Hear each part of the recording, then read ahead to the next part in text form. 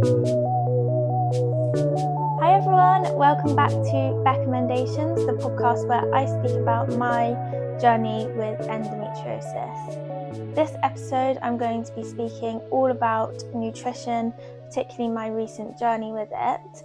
I don't think I'm going to be covering anything to do with kind of diets and weight loss related things because I just don't think it's relevant for this podcast. I also think it's kind of triggering for some people to talk about how you lose weight in such a I don't know about you guys, but my social media is absolutely full of how to lose weight, how to increase protein, how to be in the best shape, and I find it quite overwhelming at times, and I would really like to look at nutrition as something that can kind of act as a medicine for me, and hopefully you too, if we kind of use it correctly and don't kind of demonize things. And yeah, I think I just would like to talk about how I'm going on this journey in more of a positive way and how it will help reduce my inflammation and reduce my pain. So anyone who has had tummy troubles before also will know that the second you go into the doctor's surgery, the first thing they will ask you is, what's your diet like? So I think there's probably something to be said for that a lot of tummy troubles can be managed with good diet and I guess exercise as well, but diet is fundamental. And I think sometimes if we have these chronic health conditions, or just everyone in general, there may be things that are like, I don't know, that the media says are really good for you and really healthy, but they're actually not. So for your body, so for example, with me, I can't eat chickpeas at all because it will make me in so much pain. If it's like a running joke with my friends, like if I eat like a quarter of a chickpea, I'll be in bed for 3 days. Like honestly, I just have to avoid chickpeas. But obviously, for the majority of people, chickpeas are super healthy and nutritious. So I think this episode is just going to be about how I found ways to manage my symptoms through nutrition. But just kind of going back, as I said multiple times, I've had endometriosis undiagnosed for 11 years now. So when I was going through kind of the process of trying to find out what it was, I did meet with some dietitians and doctors who suggested different diets. So just a quick run through, I did try gluten-free for a month. I was lactose-free for over a year. And I also tried the low FODMAP diet. Now, I won't go into too much detail about that purely because it's so complex and you have to kind of eliminate so many foods, reintroduce foods, avoid fermentable foods. And it actually just really didn't work for me because I found it too difficult to stick to. Like, I was given a booklet and it was pages and pages of foods to avoid. But I would, before I put anything in my mouth, I'd have to be like flicking through the booklet thinking, well, whatever's on my plate, can I actually eat this? Or if it was like a sauce that I didn't know all of the ingredients for, there would be elements, and I found it really tricky to stick to. And actually, as more and more information has come out about FODMAP diets, I think for some people it is really good and you can identify triggers, but for a lot of people I think they say the same things and don't seem to have that much of a major result. But if you have had a major result, let me know, because I haven't heard many good things about it, and it would be great if there was like a reverse to that argument. Now, so as I was saying, I did try all of these things kind of in the early stages of the pain, because as I said, I didn't know it was endometriosis at that point. But I think as it kind of rumbled on and I was just in so much pain, I just kind of ate whatever made me feel better at that time. If it was like comfort food, or if it was just eating like clean and not having too much kind of stodgy food, or the opposite and having stodgy food because it felt like it wouldn't aggravate anything.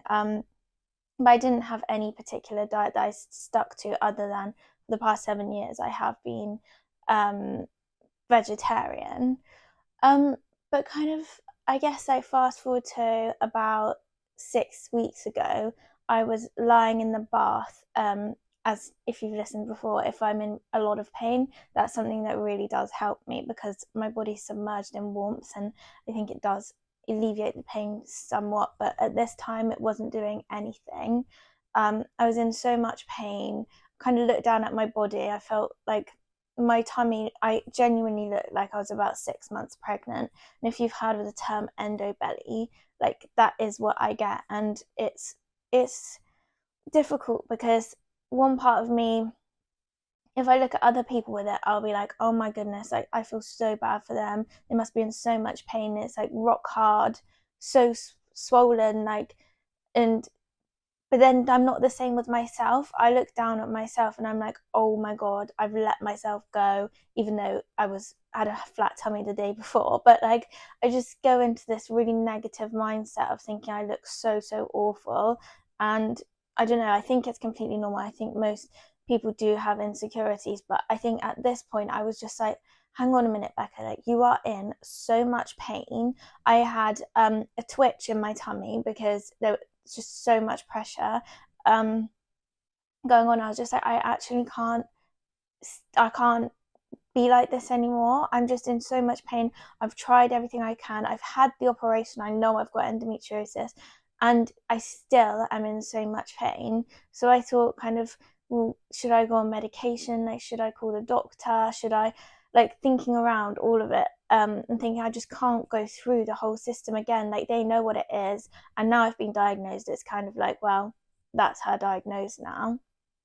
So I was just really like not in a good place mentally, like thinking negative things about my body, which I speak about because I think, you know, it's something that in my own head I'm like, why do I care so much about what I look like when I'm in this much pain? But I also think that a lot of girls are the same that have tummy pain. It's like you're battling constantly, like, okay, I'm in loads of pain, but then you almost care more about what you look like, and I really don't like that.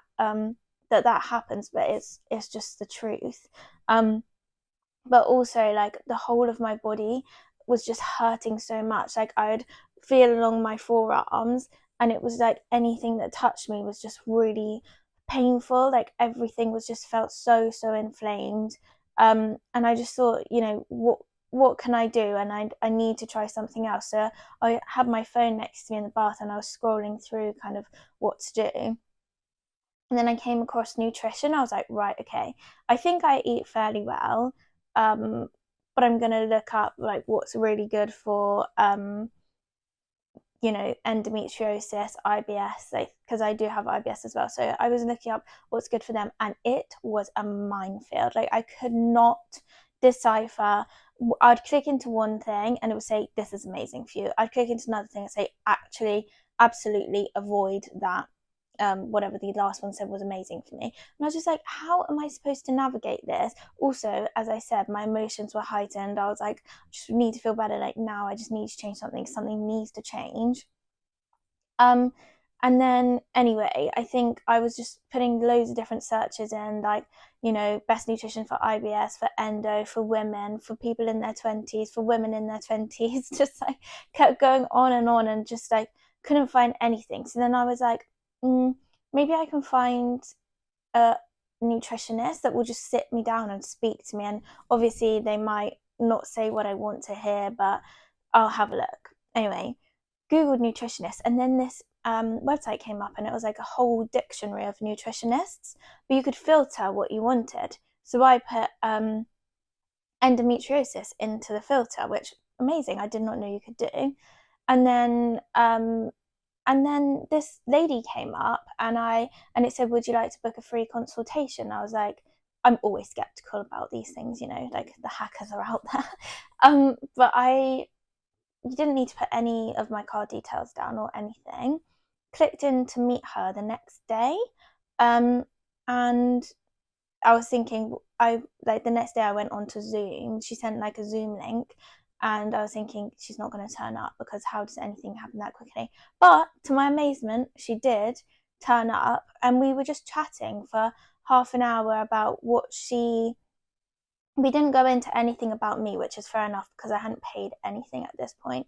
She was just telling me what she could provide, and she could provide a meal plan, and she could provide recommendations tailored to me, and she taught me through my current diet and where I want to go and what my goals are out of this diet. And she was just really friendly as well, which really, really does help. And then I was researching her and everything afterwards. So then, oh, sorry, I'm jumping around. But the consultation finished, and she was like, okay, if you want to book in again, and then gave me the fee, and it was quite high. But I was just in so much pain. I was like, I will just pay it. I won't save anything this month. I'm going to pay for the to like try and help myself, because I was just, yeah, as I said, I just, when you're just at your wit's end with something, and I was like, I speak to you guys on the podcast, I speak to people trying to be optimistic, but at that moment in time I was just like, oof, this is a bit much for me now. I am in a lot of pain and I don't feel like I have any energy. My energy was sapped, like my tummy was so swollen. So I was like, okay, I'm just going to bite the bullet and pay this. But when she sent it through, then I researched into her, found out she had endometriosis, which I think is really helpful because, yeah, of course you get amazing doctors who don't have endometriosis, or dietitians, I'm sure, but the fact that she must have really similar symptoms really, really helped me in kind of trusting her.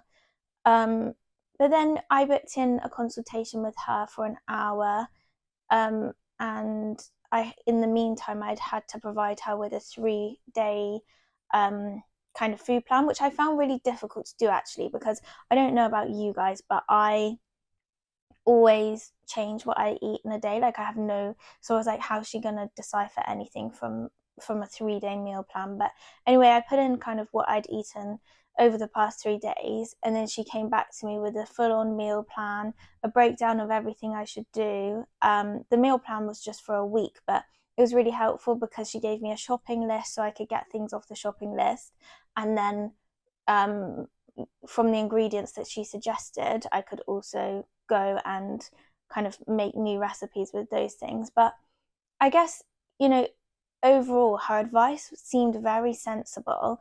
And it was kind of almost viewing this new diet as like expanding my diet rather than limiting it, because as I said, don't want to go into it too much, but I have done things to lose weight before where I restrict myself so much, and then the word diet just becomes like, diet to me, like, has, and I'm sure to like a lot of girls and boys as well, has become something that you only do to lose weight, and you limit yourself and you have to say no to stuff, and it's actually just a very toxic way of looking at things, which is what she said as well.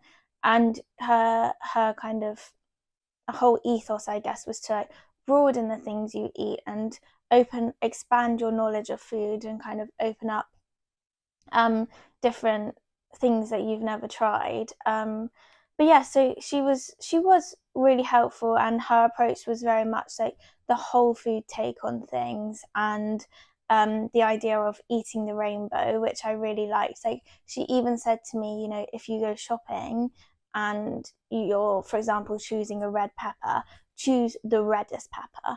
Or if you're going to buy a cucumber, buy the greenest cucumber, because apparently these hold more vitamins and have more good things in them for you, which I just didn't even know. So that was a handy tip that I got from her. And she also kind of suggested that I have more fat in my diet, because I avoid fat like the plague, I feel like. And she actually said I need to be having a lot more of it in my diet, but healthy fat, so like avocado, olive oil, a lot of nuts, and then also introducing whole grains. So instead of having like white rice, I've switched to brown rice, just because it's got more nutrients in it. I don't actually know the ins and outs of it, because as I said, at this point, I just wanted someone to just tell me what to do, fix me, and I just needed to do it. I had no energy. So the more kind of I'm going along, I said, I think I'm about 6 weeks in now, the more I'm researching it myself and seeing like what things are good and what things are bad, and what I take from her and what I don't take from her, although there's not much that I haven't listened to, because she just seemed to speak so much sense. And even when I said to her, I'm a bit worried because I count my calories, and she just said, no, like you need to care about your body rather than keep punishing it. No, that actually resonated with me quite a lot. It was like, why do I keep like punishing this thing that, well, myself, for looking bloated when there's actually a lot going on inside and a lot of pain, and I still like managed to kind of be there for other people, but then I'm kind of putting myself last and kind of punishing myself. Um, so that was really helpful to just have someone say something kind of kind. And again, that brings in, how important kindness is, because yeah, we were talking about nutrition. It was very kind of matter of fact, but there were a few places where she was like, yeah, actually that must be quite tough. And, it just really helps you absorb information when people are kind. So be kind, guys. Um, and then she recommended limiting some things. She didn't actually use the word elimination, but just the way I am, because I was in so much pain, I thought if she suggests not to eat something regularly, I'm just going to take it out of my diet and see if it helps. So the things she recommended limiting were caffeine, sweeteners, ultra processed foods, and alcohol. And I didn't realize that I was consuming actually an awful lot of these things, going along thinking I was having a healthy diet, which for some people, the way I ate before might be a healthy diet. But for someone with endometriosis and IBS, I wasn't eating well enough. And this is because um, every day I would have like a protein yogurt and a protein dessert, because I thought that eating protein was like the be all and end all for trying to like maintain muscle and hit my protein targets, because I don't eat any meat or fish. So I was thinking, I need to keep this up. But that in those pots is sweeteners, which are apparently one of the biggest causes of inflammation in the body. So I just removed those completely. But also, I was having a lot of what's it called, like substitute meats, for the same reason, because they were full of protein, and I would have it with every meal, like lunch and dinner. And I didn't realize that this was actually probably doing me more harm than good. Um, and when she said to me like, "Oh, how much processed meat, substitute meat do you have?" I was like, "Oh my goodness, I didn't realize it is actually every day." Um, and she said it can be really, really aggravating on your gut. And I was just like, well, where am I supposed to go now? Because I can't eat chickpeas, which are a great source of protein, and I can't eat substitute meat.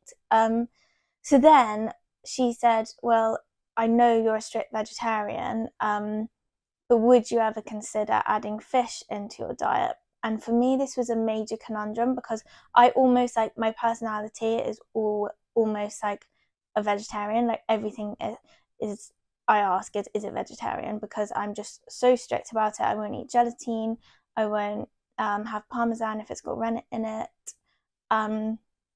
Just really strict. But then I was kind of thinking, I I I actually don't know what to do. Like, this is someone almost telling me that my ills will be cured if I eat fish, and I am really kind of scraping the barrel now at ideas, because I don't know what else I can do to try and alleviate my pain. And she said, like, if she could name one food as a superfood for endometriosis, it's salmon, because of the omega-3 and everything in it. So I kind of sat on this and just went along with like her recommendations of vegetarian for a while, to see kind of where I went with fish, and like how I wanted to approach it. And after a couple of weeks, I did find that I was really lacking protein. I mean, I wasn't tracking, because she said absolutely do not track anything, do not weigh yourself, just go by feel. And if you look inflamed, if you feel inflamed, if you're tired. And I just noticed, like, I felt like I I felt really clean. I felt like my inflammation was going down a lot. But well, I say a lot, I mean significantly, in the way that there would be days where I didn't get inflamed at all, and that hadn't happened in ages. But I did still get inflammation. I'm not like, wow, this is the cure for everything. But anyway, after a couple of weeks, I decided to introduce fish into my diet, and I am giving it a go for a while, just to hope, in the hopes that it does help, and obviously making sure it's like super oh my god, ethically. My brain, honestly, the endo fatigue this week has been horrendous. I don't know if it's because it's sunny and everyone's low energy or what, but bear with the brain fog, please, guys. But yeah, it's always ethically sourced, sustainable, and everything. And I'm just hoping that it does make a difference, because, as I said, I wasn't getting any kind of fake protein, as in like protein shakes, protein yogurts, nothing. Wasn't having any chickpeas, or a girl can only eat a certain amount of beans, and then that becomes a problem as well. And then and then the substitute meats I removed, so really difficult. So I did decide to introduce it, and yeah, I think it has been good, on the whole. um I also so I decided to go kind of into this like way of eating, and I completely removed all sweeteners from my diet. So this, as I said, included like the protein yogurts, the desserts, but also soft drinks and Diet Coke, especially because I love Diet Coke. It's so hard to remove that, but I had to do it. And anything low calorie. So I love a sweet treat, kind of after dinner, I think, and I feel like that's kind of normal. I hope it is. But I had like a low calorie Cadbury bar, and I think it was like 99 calories or something, and that's what I was obsessed with. But actually, she said that that bar could be causing like weight gain through water retention, because of inflammation and water retention. Um, and so I removed that as well, because low calorie, normally to make it low calorie, they add stuff that's built in a lab and not kind of appropriate for us to consume. If I don't want to be preachy at all, because I'm just saying this, if you are sensitive, like maybe if it isn't natural, it's not, your body won't process it as properly. But if you have no tummy issues, like go ahead and eat and drink the Diet Cokes of the world. I also removed caffeine, just to give my body a bit of a break. I wanted to see if I could do it as well, because sometimes, as I said, like fatigue is a major part of this, endometriosis, and I just wanted to see if I could go without caffeine, and it's actually been fine. But I do really miss my morning cup of coffee, so I think I will reintroduce it. I haven't noticed any like major changes from not having the caffeine, although because I've done everything at the same time, it's kind of impossible to kind of tell which element of it is helping. But say if I go back on caffeine and then I feel kind of anxious, because that's another reason I removed it, because apparently it can increase anxiety. But if I feel anxious or more swollen or anything, then I'll just remove it again. But I think for now I kind of want to try it again, just so I just love having like Sunday morning watching a cookery show, nice cup of coffee. I miss it, and decaf does not hit the same. And what else? Oh, I've also been eating like a way kind of wider range of fruit and vegetables. So I try and make half of my plate vegetables every dinner. And I'm actually eating a lot more than I used to, a lot more volume, but it's like mostly vegetables. And also kind of including a lot more berries, because berries are supposed to be really good for endometriosis, especially blueberries and cherries.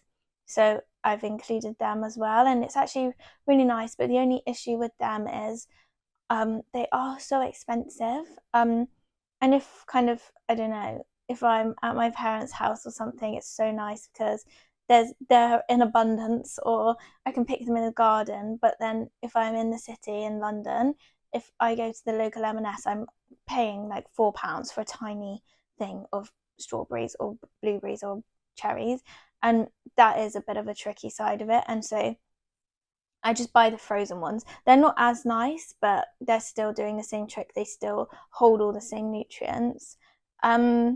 And also, I've been upping my orange coloured vegetables because apparently something has carotene in it. So, like orange peppers, carrots, sweet potato, that is a super vitamin for endometriosis. So, I've been having a lot of sweet potato, and apparently, it's meant to do wonders. And I do think there is like a psychological element. If I'm having a sweet potato and I think it's going to be really good for me, I just feel better anyway. So, and also, as I said before, I do love a sweet treat at the end of the day. So I've switched that out per my nutritionist advice for a couple of squares of dark chocolate. I mean, I think the darker the better, but I can only do 75%. Once it goes to 85, my mouth feels like it's going to cement itself shut, and it's too much. Maybe I'll get there one day, but I actually really enjoy it. It's so much more kind of satisfying, and if I have milk chocolate, I crave more, and then I feel sick because I eat more than I actually needed. Whereas with dark chocolate, it's kind of satisfying as you go along. So I would really recommend it. But my nutritionist also said, if you do fancy chocolate, get the milk chocolate, or just get plain milk chocolate, because it's got it doesn't have any other additives to it. Like, yeah, it's not great for you, but it's not going to do any harm for you. Whereas like the dark chocolate actually does have antioxidants in it. So if I've been told to eat chocolate, I'm gonna do it. And also, I had to up my dairy intake because I don't eat that much dairy as it is, as it was. But now I'm eating 2 portions of dairy a day, which is a bit counterintuitive because I think I was on oat milk and now I've switched it for skimmed milk, which is just a bit weird in my head. I don't know why. I feel like we were in the oat milk era for a while, and now actually more people are coming back to dairy milk, but I just don't like it when it's really creamy, so I just get semi-skimmed, or if I'm out and I have a decaf coffee, obviously, I'll have a kind of, a skinny version. So yeah, and then as I said, so they were quite big changes. I think my boyfriend said he'd never seen such a healthy shopping order because it was all fresh stuff. Whereas I think I was eating healthily before, but it wasn't like really, really fresh stuff and like a lot of more nuts and seeds. But it's actually quite exciting and it's going really well. And as I said, I've introduced fish to my diet, and when I ate it, I did feel it felt clean and it felt like it was doing me good, and I'm just gonna stick with it for a couple of months and see if anything does happen. But obviously, as I embarked on this kind of journey, I didn't want to come to you guys and say, I'm going to try this, because A, I wasn't mentally in that great a place, and B, I wanted to do at least 30 days before I said to you guys, if you are struggling, I think it's really worth a go, because now I've done the 30 days, I genuinely do think it is worth a go, because I don't know, I think I've had a couple of instances where I've eaten out and my tummy bloated really instantly and hurt so much, and that's when I'm not controlling kind of that I'm having more whole foods and things like that. But I will say I have still eaten, it was my mum's birthday, I still ate cake, I still, if I don't know, I would still eat things. It's not like a restrictive diet at all, which I think is also mentally quite nice to think, well, I'm eating a bit differently now because it's what my body needs and it's to treat my body well, rather than I'm not going to let my body have that because then it will get fat and then I'll look ugly and then, that like whole thing that girls and boys go down. I'm just like, okay, I'm gonna have a handful of nuts. Yeah, they might be full of calories, but actually they're gonna do me a lot of good. And maybe I don't know, I don't want to say anything to like upset anyone, but me personally, I do struggle with body image, so I keep saying that, and I still haven't plucked up the courage to do a whole episode on it. But I think it's definitely, if you are struggling with endometriosis, please reach out to me and ask if you want more detail of how I'm going and how I'm doing. Let me know, because I definitely would love to help you. And I know there are things flying about at the moment, like the AIP diet. But I didn't want something that would kind of be so difficult to stick to. I wanted something that's just like improve everything, but also, you know, easy to stick to. So then, I don't know, if I accidentally ate the wrong thing, it wouldn't be the end of the world.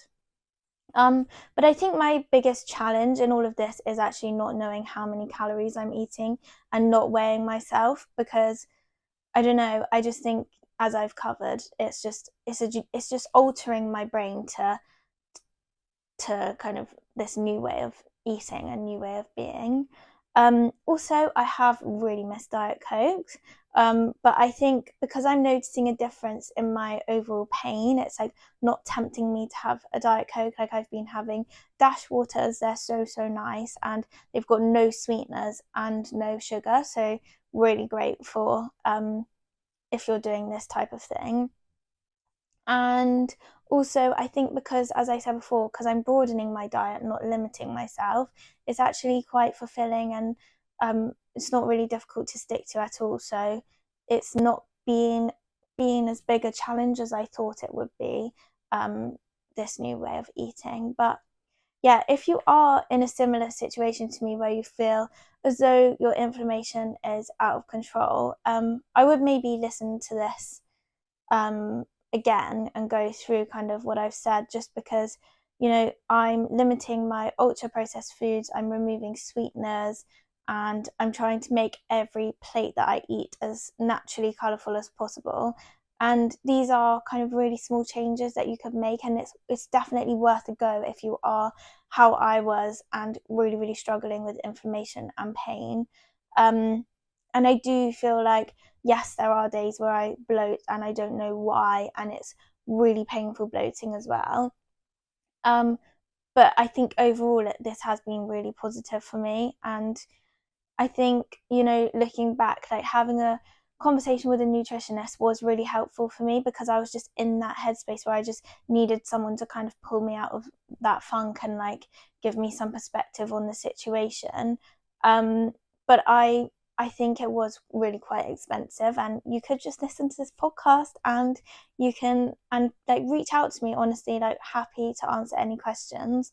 But I don't think you need to spend that amount of money. But Google is a major rabbit hole and it won't give you the answers. So go to someone who has endometriosis or whatever you're struggling with, and maybe do it that way, because it's so much cheaper and kind of, yeah, I've spent the money for you basically. So save your pennies, and that would be great for you guys.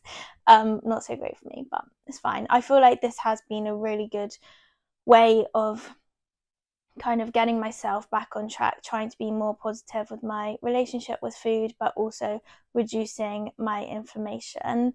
And I do think, yeah, not everything, I have a chronic health condition, so not everything can be solved with food, but it definitely has made a huge difference. But obviously things like anxiety and stress also contribute to the similar sort of reaction that eating the wrong foods would have. So this isn't me saying change your diet to a more whole foods approach, colourful approach, more fats, like all that sort of thing. It's not me saying if you introduce that you will be miraculously better, but it's just me saying, I was really struggling. I've introduced this new way of eating and I believe that it's helping me and it will continue to help me.